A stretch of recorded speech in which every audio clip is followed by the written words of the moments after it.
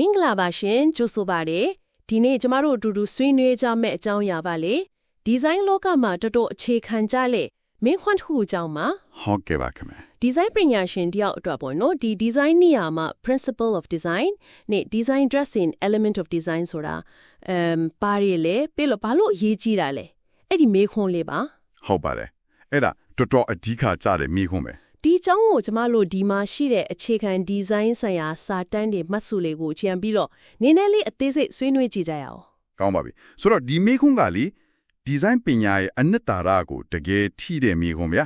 ဒီအခြေခံလေးကိုနားလည်ဖို့ကအရင်ဆုံးသူတို့ကိုခွဲတိဖို့လိုတယ်ဟုတ်ကဲ့design dressing elements ဆိုတာကအရင်စပြောရင်ပေါ့နော်ဒါက design တစ်ခုကိုတိဆောက်တဲ့အမြင်ပိုင်းဆိုင်ရာအစိတ်ပိုင်းနေဟုတ်တယ်ဥပမာပြောရင်မြင်းချောင်းတို့ပုံတနန်တို့နော်အယောင်ကိုအသွေးအသားကွက်လက် space အဲ့လိုမျိုးတွေ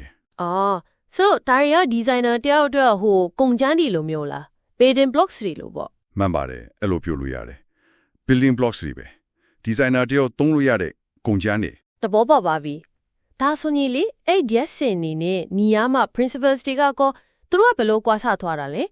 နီယာမ principles တွေကြတော့အဲ့ဒီ design တွေကိုလေအပေါ်မှာပြောခဲ့တဲ့ဟာတွေကိုဘလို့စီစဉ်မလဲဘလို့သုံးပြမလဲဆိုတဲ့လမ်းညွှန်ချက်တွေနီးလန်းတွေဖြစ်သွားပြီသူတို့ကဒီဇိုင်းတစ်ခုရဲ့ဖွဲ့စည်းပုံသူ့ရဲ့အဓိပ္ပာယ်အကျိုးသက်ရောက်မှု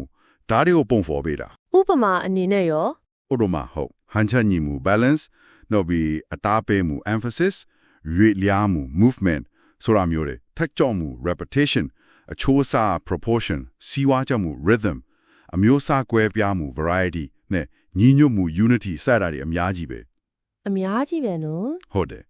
ဆိုတော့ရှင်းရှင်းပြောရင် this indica ဘာကိုသုံးမလဲပေါ့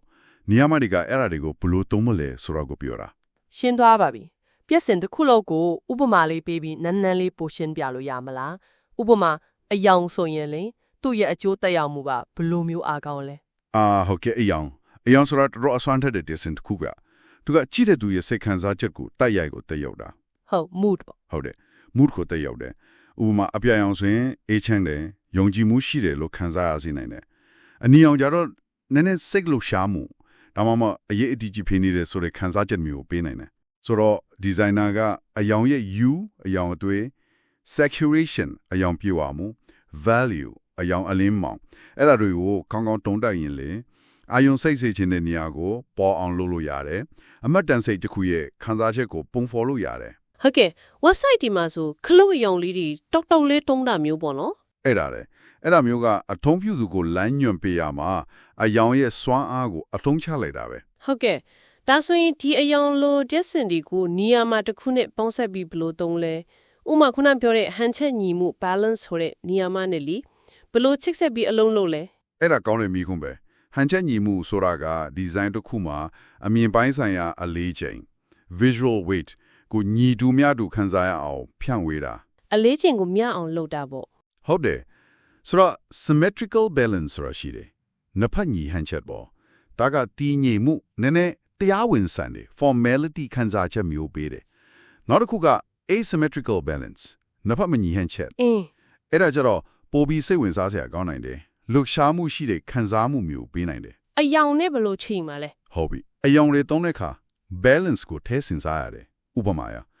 design ရဲ့တစ်ချမ်းမှာအယောင်တော့တောက်တဲ့အချီကြီးတစ်ခုသုံးထားရင်ဟုတ်ကဲ့ဟိုဘက်ချမ်းမှာအဲ့ဒီအလေးချိန်ကိုပြန်များဖို့တဲ့အယောင်နည်းနည်းမှုရင်ပိမဲ့ရေအတွက်များတဲ့ပုံစံတွေသုံးတာမျိုးဒါမှမဟုတ်ဟိုကွက်လက် space ကိုသုံးပြီးချိန်နေတာမျိုးလောက်ရတယ်ဒါမှကြည့်တဲ့လူကမျက်စိထဲမှာညီမြသွားမှာပေါ့နော်ဟုတ်တယ်ကြည့်ရတာနေလို့ထိုင်လို့ကောင်းတော့မယ်တည်ငြိမ်တဲ့ခံစားမှုရတော့မယ်ဒါပေမဲ့လေဒီနေရာမှာဒီ design တွေကအမြဲတမ်းကြီးတိတိကျကျလိုက်နာနေရမှာမျိုးလားတခါတလေအဲ့ဒီစီးမြင့်တွေကိုတီးရနေနည်းနည်းလေးဖောက်လိုက်တာကပိုပြီးထူးခြားတာမျိုးပိုပြီးမမိလွယ်တာမျိုးမဖြစ်နိုင်ဘူးလားအတီးကြပဲဗျာအဲ့ဒါစိတ်ဝင်စားစရာပဲဂျီအာတွေကလေတင်းကျပ်တဲ့စီကနေဆိုရတဲ့လမ်းညွှန်ချက်တွေလို့ပြောရမှာ guideline တွေပေါ့လမ်းညွှန်ချက်တွေဟုတ်တယ်အခြေခံတွေကိုတေးတေးချာချာနားလည်သွားပြီးကျွမ်းကျင်သွားပြီးဆိုတဲ့ဒီဇိုင်နာတယောက်ကဘယ်အချိန်မှဒါတွေကိုလိုက်နာသင့်လဲဘယ်အချိန်မှရွယ်ချက်ရှိနဲ့ဒါတွေကိုချိုးဖောက်သင့်လဲဆိုတာကိုသိလာတယ်ဥမာတမင်တကာဟန်ချက်မညီအောင် imbalance ဖန်တီးလိုက်တာကတခါလေကြောင်းတင်းမာမှု tension ကိုပြချင်တာမျိုးစိတ်လှုပ်ရှားမှုကိုဖော်ပြချင်တာမျိုးမှာပို့ထီရောက်နေတယ်ဒ ဒါဆိုအရေးကြီးတာက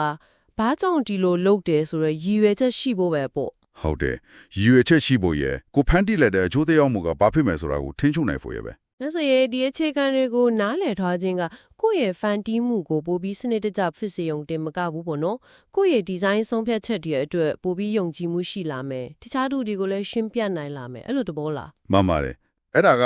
ဒီဇိုင်နာတယောက်ကိုအမြင့်လန်အောင်ပဲလုပ်တဲ့အဆင့်ကနေပြဿနာတစ်ခုကိုဖြေရှင်းဖို့ဆက်သွယ်မှုတစ်ခုကိုထိရောက်ရောက်လုပ်နိုင်ဖို့ဒီဇိုင်းကိုအတုံးချနိုင်တဲ့အဆင့်ထိမြင့်တင်ပေးလိုက်တာ ။ကိုယ့်အလုပ်ကိုကိုယ်တိုင်ဝေဖန်တုံးတက်နိုင်ဆိုရင်လည်းတက်လာမှာပေါ့နော် ဟုတ်တယ်တခြားသူတွေရဲ့လုပ်ကိုကြည့်ပြီးလေ့လာတုံးတက်နိုင်စွမ်းလည်းတိုးတက်လာမယ်ပြီးတော့ကို customer ကိုဖြစ်ဖြစ်ကိုအဖွယ်သားတွေကိုပဲဖြစ်ဖြစ်ကိုဒီဇိုင်းရွေးချယ်မှုတွေနောက်ွယ်ကအကြောင်းပြချက်ကိုရှင်းရှင်းလင်းလင်းရှင်းပြနိုင်တာပေါ့ ။ဆိုတော့ဒီအခြေခံတွေကိုတည်ထားဖို့နားလည်ထားဖို့ပြီးတော့ကျွမ်းကျင်အောင်လေ့ကျင့်ထားဖို့ကတော်တော်လေးတန်ဖိုးရှိပါတယ်။ဒါကဒီဇိုင်နာတယောက်ရဲ့အလုပ်ခွင်မှာမရှိမဖြစ်လိုအပ်တဲ့အုတ်မြစ်တစ်ခုလို့ပြောရမှာပဲ ဟုတ်ကဲ့တေးကြပါတယ် ။ကိုယ့်ရဲ့ဖန်တီးနိုင်စွမ်းကိုတကယ်အလားအလာအဖြစ်ပေါ်ထုတ်တုံးနိုင်ဖို့အများကြီးကူညီပေးနိုင်မှာပါ တေးကြတာပေါ့ဒီအခြေခံတွေကိုကျွမ်းကျင်ပိုင်နိုင်သွားခြင်းကဒီဇိုင်နာအယောက်ရဲ့ဖန်တီးနိုင်စွမ်းကိုဘလောက်အထိမြင့်တင်ပေးနိုင်မလဲဆိုတာကအမြင်နဲ့စိတ်ဝင်စားစရာပဲဒါပေမဲ့ဒီညမှာစဉ်းစားစရာလေးတစ်ခုထပ်ပြီးခြံထားခဲ့ခြင်းတည်း ။ဟုတ်ကဲ့ ဒီအခြေခံတွေကိုကျွမ်းကျင်သွားရင်တောင်းပါပေါ့ဗျာဒီဇိုင်းတစ်ခုရဲ့အောင်မြင်မှုကိုတိုင်းတာတဲ့အခါမှာယဉ်ကျေးမှုဆိုင်ရာကွာခြားချက်တွေဒါမှမဟုတ်အထောက်ပြုတွေရဲ့နောက်ခံအခြေအနေတွေကဘလောက်အထိလွှမ်းမိုးမှုရှိနေတယ်လဲဆိုတာကတော့အမြဲတမ်းထည့်သွင်းစဉ်းစားနေရမယ့်အချက်တစ်ခုဖြစ်နေအောင်ပါပဲဗျာ